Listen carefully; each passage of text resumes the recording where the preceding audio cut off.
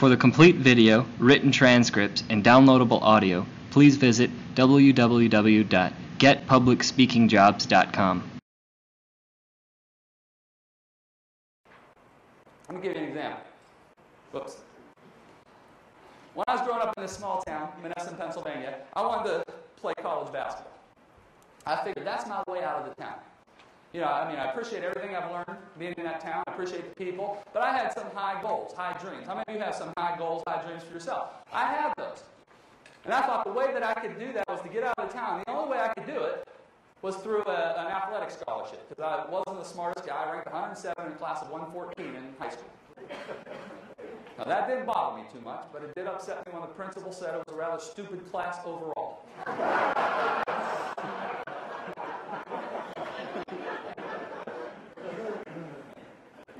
So I decided I love the sport of basketball. I love, any of you like basketball?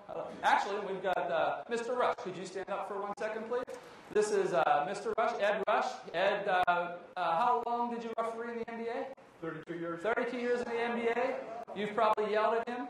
You didn't even know it. And now you observe NBA officials and college officials, and that's his son Ed next to him. And Ed, you talk to referees, or did you actually referee too? I did for a couple of years. Couple years. Okay. I love basketball. I figured that's my way out.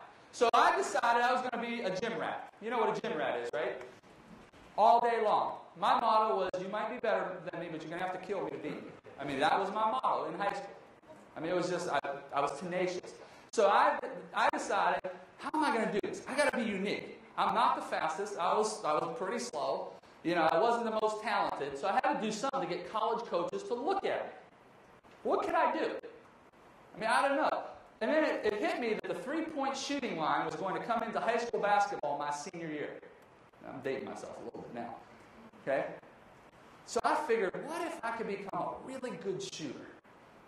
I'm sure they'll all want somebody who could shoot the J from that distance and put threes on the board for them. What if I do that? So I might not be the quickest and the best defender, but what if I could do something like that? So I decided to be a gym rat. And I worked all day, all night. I was out on the playground all summer long before my senior year. All morning, early in the morning, Shawnee Playground right by my house in Monessen, Pennsylvania. All night. I used to shoot at night. Because I figured if I can make them at night, I can make them with the gym lights on. My mom would get mad at me because I didn't care about eating. I was out there all day. I used to dribble all over our small town, up and down hills, with my right hand, with my right hand tied behind my back, dribble with my left hand to try to get my left hand stronger. Because I had an area of improvement. Catch the message. I didn't say weakness. I said I had an area of improvement. It's only a weakness if you choose to give up on it. You can always improve something. So I used to dribble up and down hills. Okay?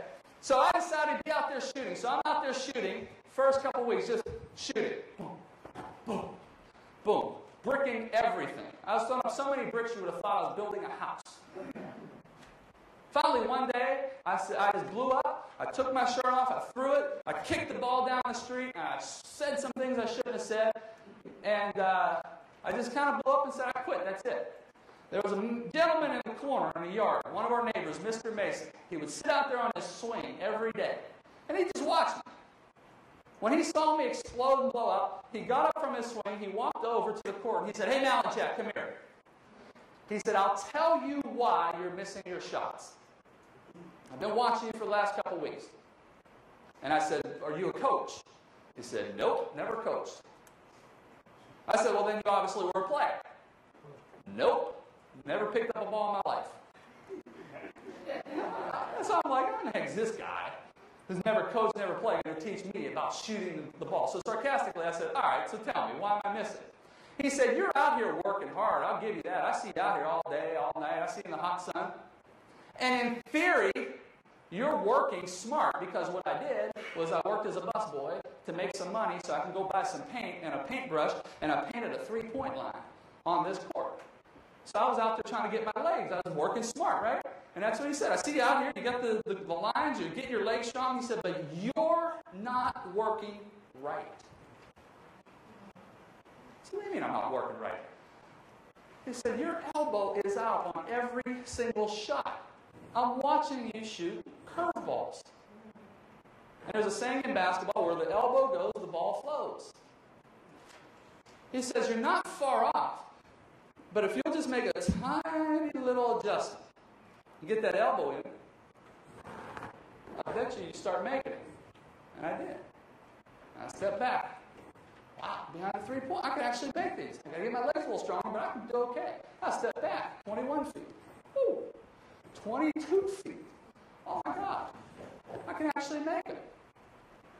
To the point where there's a magazine called Blue Ribbon Basketball Yearbook. I don't know if you remember Purvis Ellison, played for the University of Louisville. And this is what they wrote about a young kid assigned a scholarship to go to the University of Cincinnati.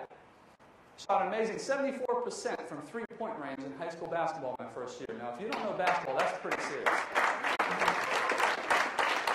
Hey, I appreciate that, but it's not me. It's all because of Mr. Mason, who in essence was my mentor, and I didn't even realize it back then, my coach.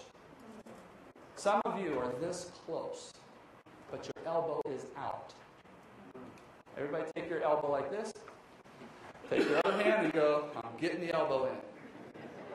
That's what I'm going to teach you how to do this whole weekend. Work right. It's not about working hard. It's not even about working smart. You have to work right first.